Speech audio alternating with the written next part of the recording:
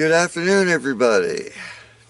This is the next chapter in our New Mexico Escape series, and as you can see by the mountain with the trees in the background, we are starting to leave the desert after about a week in New Mexico. And I have to say, I'm just getting a little tired of Hatch. This is like the third or fourth time we've traveled through Hatch. The first time it wasn't bad, but it seems like I'm cursed. And after this morning, I feel like I'm really cursed. We've already had trouble with truck stop the bathrooms being very dirty. Kind of got lost in Hatch, even though it's a small town. We couldn't find the stores that we needed. The gas prices were high.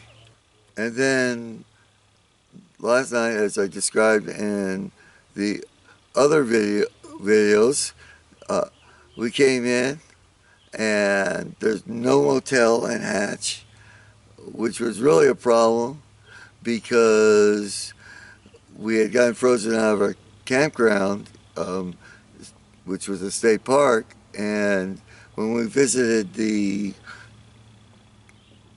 RV park, said they wouldn't let us camp there either because we had a tent and they wanted only RVs. Hatch was just not doing it for me. The first thing we did in the morning was we went rock hunting, and where we had camped was literally on top of a rock hunting site, and I found some nice marine fossils there.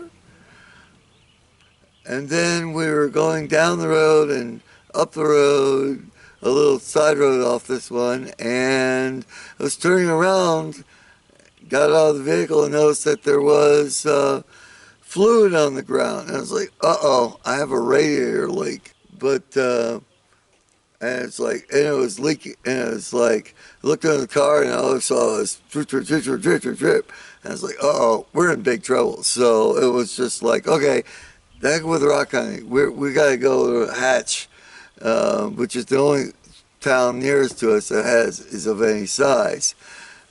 We drove steadily, but directly to Hatch, and with a little bit of the locals, we finally did find a repair shop.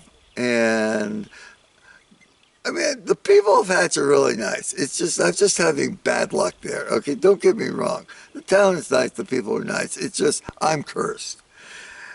Anyways, they got it up on the lift, and they found out that I was losing power steering because I had a fitting break loose. It wasn't because I hit a rock, but yeah, it was all the roads that we'd been bouncing on, and well, it's a 15-year-old vehicle too, and it's just the washboards had just shaken the fitting loose finally. Well, they got it fixed, and it didn't cost me horrible. Let's just say under $100, and we were on our way. We stopped in Truth or Consequences, and I could not find the Hot Springs district for quite a while. It took, but it was finally did. My partner Evelyn did get some pictures there, and we also had a little bit of lunch. And the downside of it was the rock hunting. There is a site there was now off limits, posted no trespassing. Another one. Oh well, it happens. Especially when you have a 15-year-old guide that's coming out the next month in June of 2021. Man, did we miss that too. Like I said, cursed. From Truth Consequences, we drove north via the interstate and the local state highways. It's generally paralleled the interstate when possible.